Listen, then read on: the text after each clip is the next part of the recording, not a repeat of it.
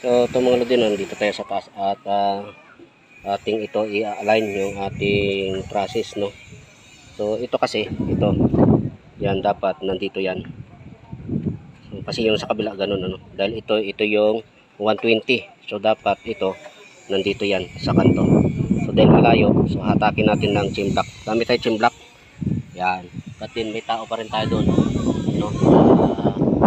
Iangat lang nila ng bahagya yung mga gumahan dito para madaling hilahin ang chin block. Then sila Reggie, ikakabit nila yung tansi doon. Kailangan ma-double check natin, may tansi dapat simula rito sa unang trusses hanggang doon sa dulo. Tatansian natin yan para lahat ng pagkakabit nating trusses ay pare-parehas yung haba doon sa likuran sa bulada. So ganun yung discarding to. Hintayin lang natin sila na maikabit yung tansi bago natin to birahin, baka sumubra tayo. Pero ito na-sit up ko na at ayun na, ikakabit na nila yung tansi doon. So ganun lang, no? Ganun lang pag-align ng trusses. So kailangan lang meron tayong chin block na maliit na ganito, no? Ang laking tulong ito. Pagka wala ito, pwede rin kayo gumamit ng turnbuckle. Pero yung turnbuckle ay matagal ang proseso nun. At minsan ay kumakalas. So ito talagang maasahan to. So medyo malakas ang hangin. At yung dalawa natin kasama, relax. Ituhan lang. So taas pala ng boom natin ay 10 meters, no.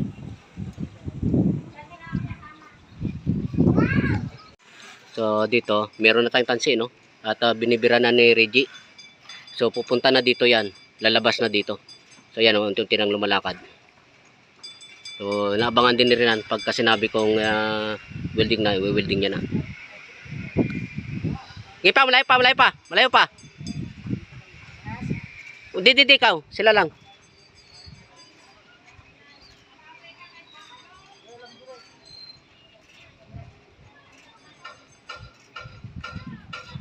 Malayo pa. So ayun, lumalabas na dito yung trusses natin. At doon naman ay pumapasok. Sige pa.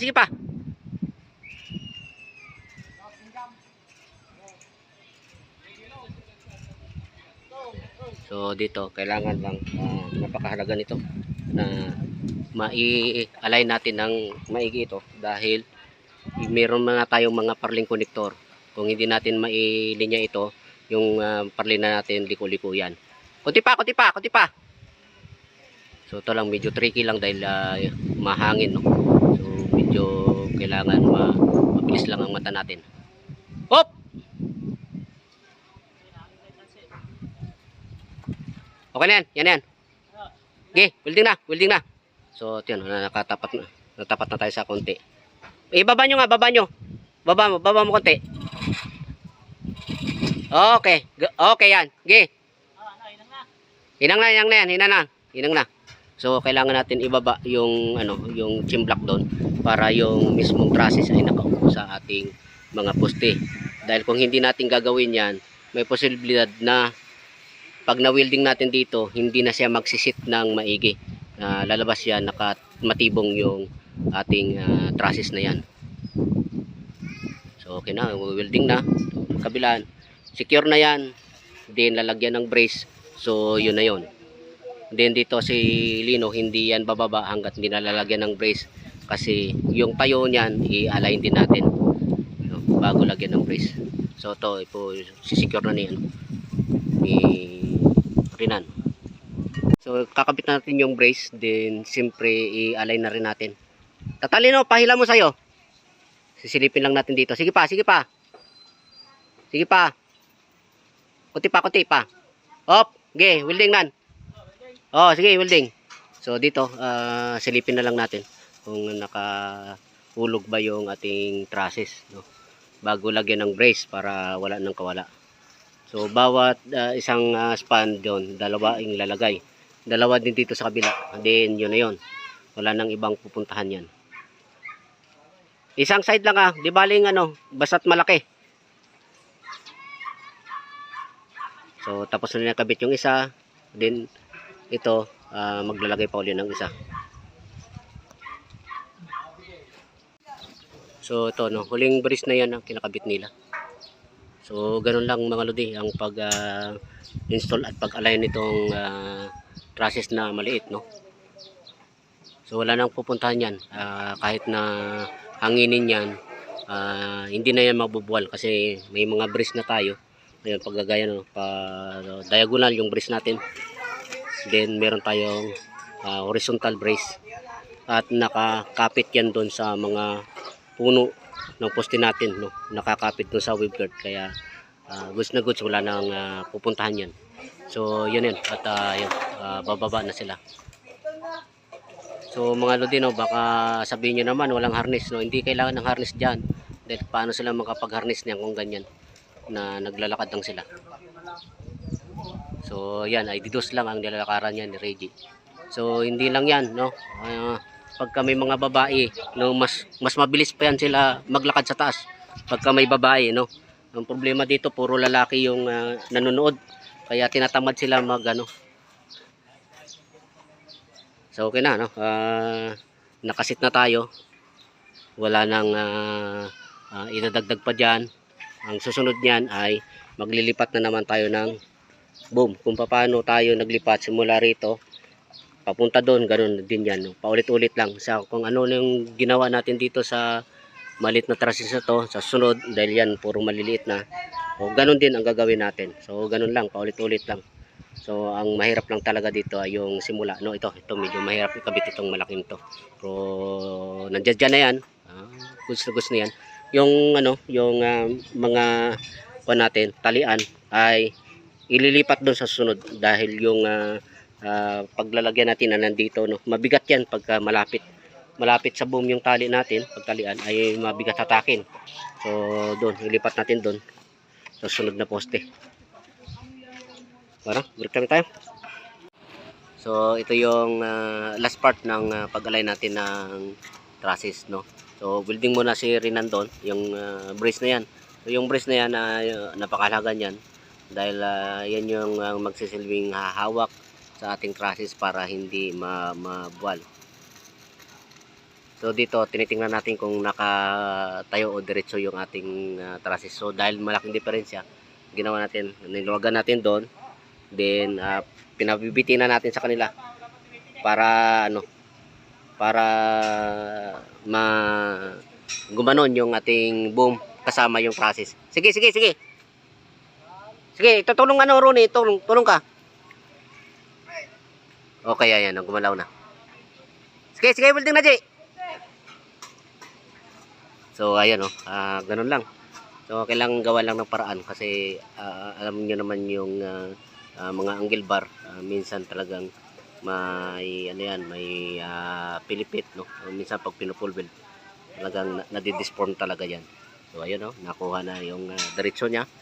So ganun lang no, gawa lang ng paraan.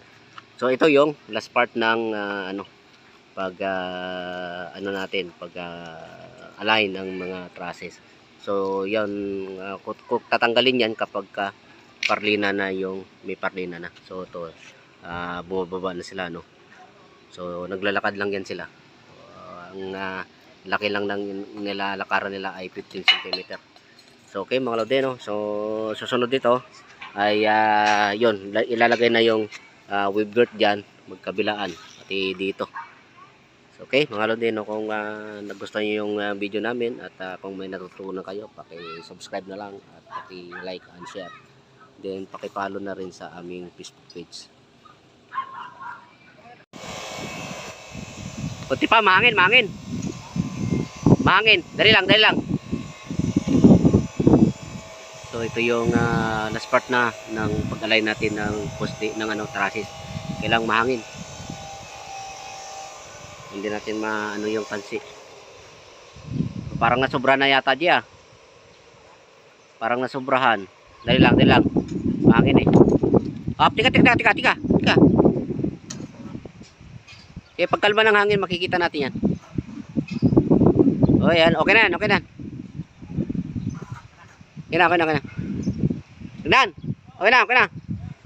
So, naka-align na tayo. Medyo mahangin kasi pag mahangin, hindi natin makita yung kansi.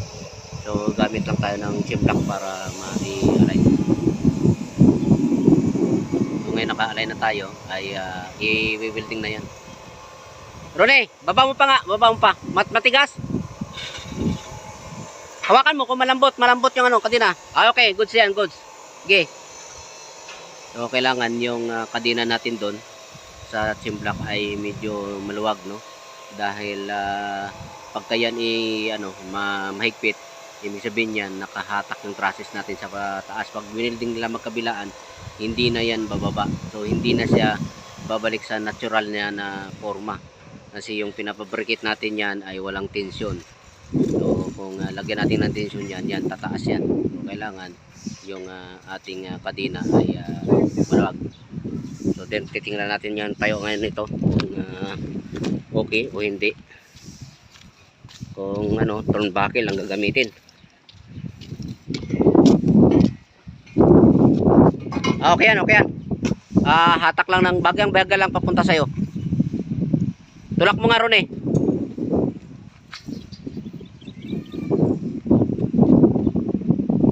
Sige, pwede yan, pwede. Okay na, lalagyan na ng brace ng hahawak dun sa wave guard saka sa trusses. Sa kabila, ganun din. Tingnan natin kung kailangan pa ng turnbuckle o hindi na. Nakikita naman natin dito. Mukhang nakatayo, no? Okay, tsamba tong na to. Tsamba yung trusses na yan. Walang problema. Okay na, okay na, okay na. Goods na yan, goods na. So, goods na magkabilaan. So, yung i-align na lang natin yan ito. Itong nasa tayo nito. Kung mukhang okay naman. Okay na, okay na. Okay na yan. So, medyo mabilis kapag maganda yung pagkakadugtong natin ng trusses, no? Ito tingnan nyo. Tuwid na tuwid, oh. Wala na tayong gaanong hihilahin o itutulak. So, mabilis lang pag maganda yung pagkakasitap natin. So, yun. Mayroon lang tayo isang tao na maghila o magtulak ng trusses natin kung kailangan na ituwid. So, ito na yung last part ng pag-align natin ng trusses at pag-secure itong mga trusses natin.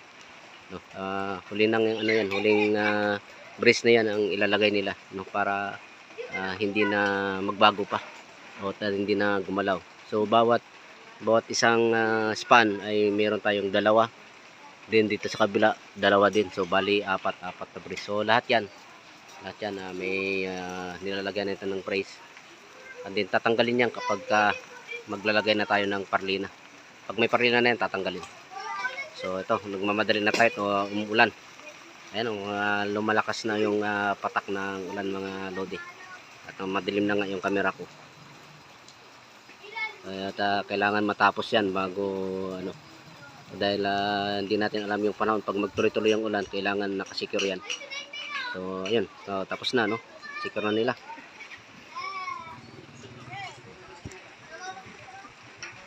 Labo.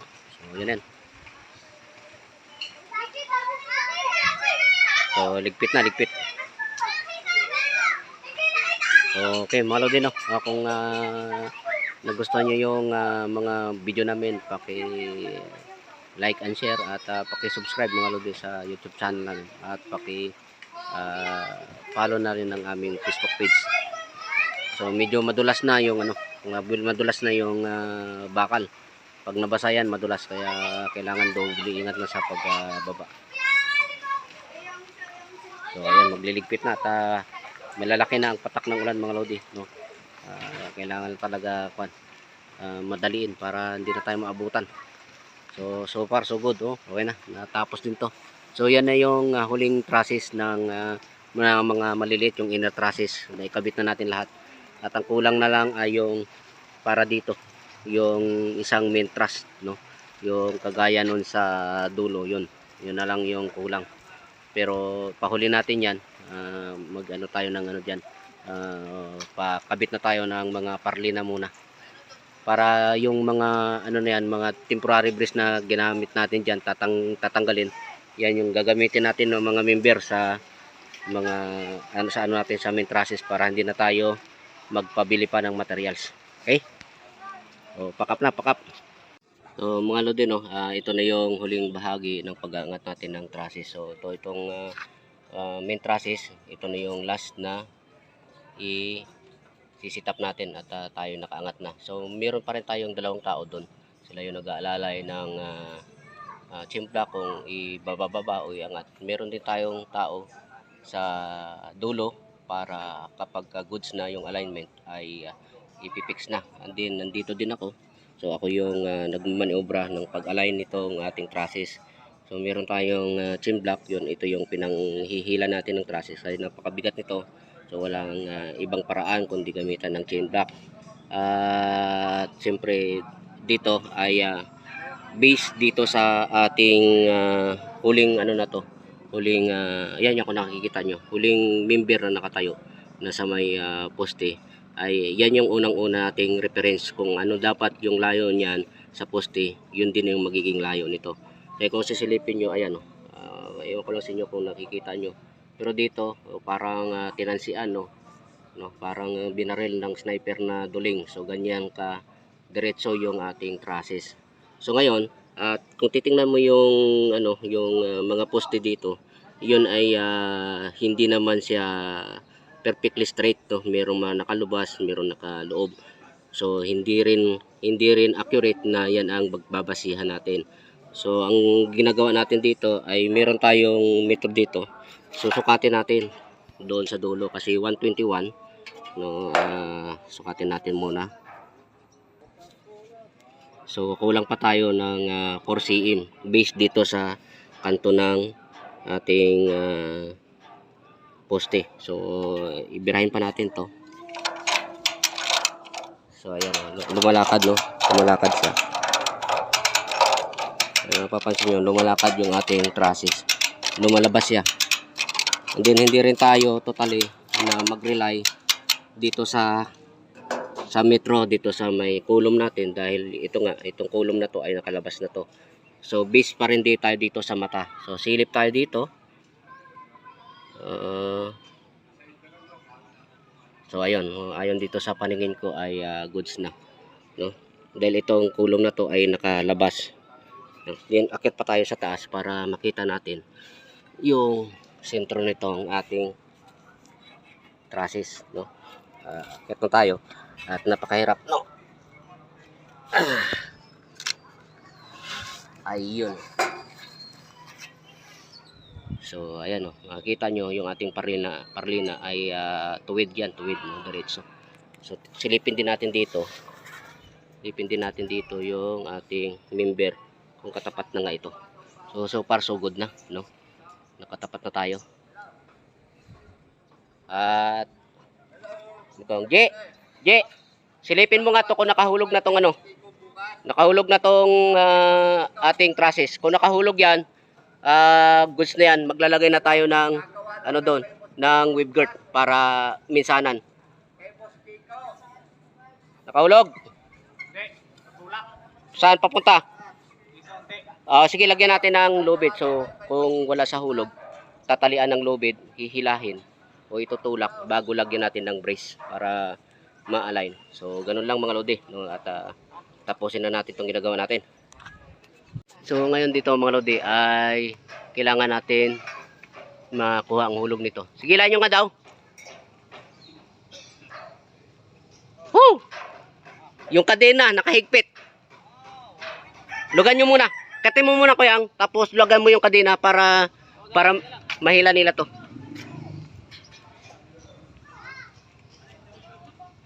So kailangan lang lugan yung kadena muna para hindi naman lumaban yung boom. Then dito titingnan na lang natin kung nakahulog ba. Then may lubid tayo dun para hilahin na lang yung lubid para makapermis na tayo. Okay, luwag mo. Gipa. Hindi na pala kailangan ng tali Op. Yan, sige, tali nyo. Okay na, nakahulog na tayo dito. Okay na, okay na, okay na.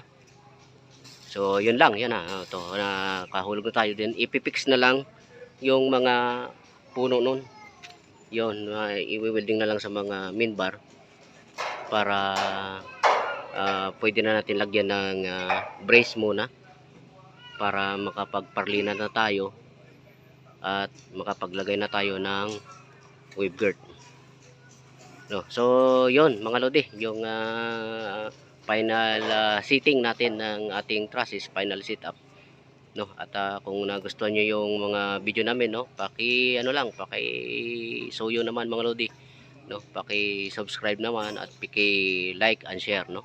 Paki-follow na rin sa Facebook page namin. At malaking tulong 'yan mga lodi sa aming channel para lumago naman. At to mga to, abang-abang muna para ma-fix na. Ano muna? Naka-welding ka na? Naka-fix ka? Nilagyan mo na ng angle bar 'yon? Lalagyan mo na ng angle bar. So ito sa kabila pinipix na. Yung malaki, napakahaba nung malaki. Ha? Ayun oh, yung malaki.